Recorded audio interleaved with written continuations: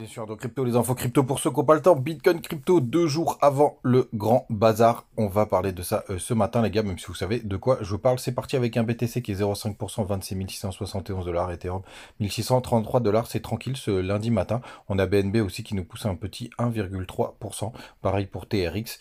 Pas loin, LTC qui pousse 2%. On a Link qui nous fait un joli rebond ce matin, plus 6%.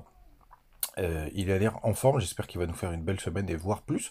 On a XMR qui pousse 2,3% et Phil 2,6%. Rien de très intéressant. Les gars, du côté du daily du BTC, on démarre tout de suite. On tient encore cette fameuse trendline. On a fait presque un rebond dessus. On commence à voir un petit W qui pourrait se former. On essaye de casser le RSI. Il faudra attendre la clôture de la bougie. Donc rien de très intéressant sur le court terme. Pour l'instant, on est de l'autre côté de cette fameuse trendline. C'est plutôt pas mal. Si on met le système Ishimoku, on se rapproche de notre target.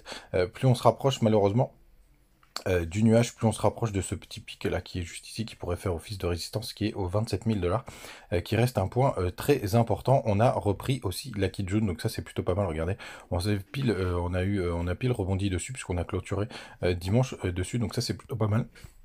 On va aller acheter un œil pardon, au weekly pour voir où est-ce qu'on en est. Donc on a eu le croisement des deux, de la Tenkan et de la Kinjun. Bon, c'est pas forcément très très joli là ce qui se passe du côté du weekly. On voit quand on se positionne comme ça que ça fait quand même un petit bull flag, enfin un bear flag qui se transforme en quelque chose de bull. On a aussi la résistance donc de la Tenkan qui est aux 27 600 dollars et la King June maintenant qui est aux 28 243 dollars. On va voir ce que ça va donner. On a notre gros support qui est toujours le même au 0,5 vers les 23 428 dollars. En toute franchise, là, on est vraiment très très neutre. Pas de direction très très claire. Quoi qu'il en soit, du côté du futur, du contrat futur, ben, on a encore fait une belle clôture. Enfin, on a très très bien comblé le gap qui était aux alentours des 26 470. On a été le chercher tranquillement hier, donc pas trop de sujets de ce côté-là. Et du côté des news, les gars, bah, dans 2 jours, mercredi, on va avoir ce fameux FOMC qui est très très attendu. Alors il y a tellement de gens qui l'attendent comme si c'était le truc le plus important de la Terre, que je commence à me dire qu'il va pas se passer grand-chose, qu'on va avoir une stagnation des taux d'intérêt à 5,5. En tout cas, c'est ce que prévoient de toute façon les analystes. On va voir ce que ça va donner, bien évidemment. Mais pour l'instant, rien de très intéressant. Les gars, puisque vous aimez bien toute cette histoire Bah attendez, d'abord, on va faire les liquidations, puisqu'on les a ce matin. Merci Quentin. On a jusqu'aux 26 700 dollars, un petit pic qui s'est formé. On va voir si on va aller les chercher. Mais on n'est pas très très loin. Je pense qu'on va y aller sans trop de problèmes. Je continue ma petite story autour de ces funding. Alors, je vous l'ai montré, mais sur Coinbase, vous faites Future Data Funding Rate. Pardon. Vous allez sur Binance et là, vous pouvez les trier. En fait, je me suis emmerdé hier. Donc là, c'est tous ceux qui sont le plus en positif. Donc rien de très intéressant. Et si vous faites comme ça, c'est ceux qui sont le plus sur le négatif.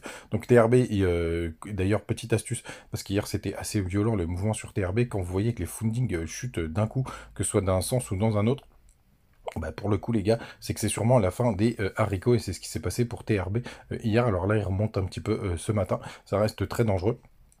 Mais ça peut être intéressant de le regarder de près. Et BLZ, c'est celui que je surveille en ce moment. Il est dispo sur Binance, bien entendu, et sur BingX. Je suis en train de le regarder de très très près. Mais pour l'instant, j'ai pas trouvé de point d'entrée assez intéressant, parce qu'il a pas mal performé, certes. Mais je trouve qu'il n'y a pas eu encore assez de chasse aux liquidités. En toute franchise, je le surveille depuis 2 jours. Et j'attendais qu'il vienne chasser sous les 14 557. Il les a jamais touchés. Donc il y avait une petite performance à faire. Mais pour l'instant, j'aime pas trop, je trouve que le point d'entrée est pas du tout intéressant, et surtout ça dépend des échangeurs.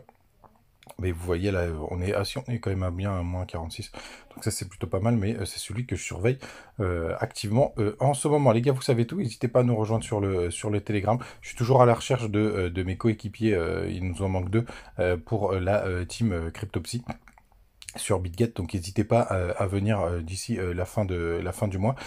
C'est très très simple hein, pour nous trouver. Vous faites rechercher quand vous êtes dans Futur, et vous pouvez nous rejoindre. Je compte sur vous les gars, parce que sinon on pourra pas la faire. Donc ça, ce serait très dommage, alors qu'il y a plein de lots à se partager, même si vous faites juste un petit peu de trading sans plus, hein, c'est pas grave, ça suffit largement. Là, vous allez dans Futur, juste là, et vous faites rejoindre l'équipe. Vous avez juste à rechercher juste ici, hop, CryptoPsy, et vous allez me trouver.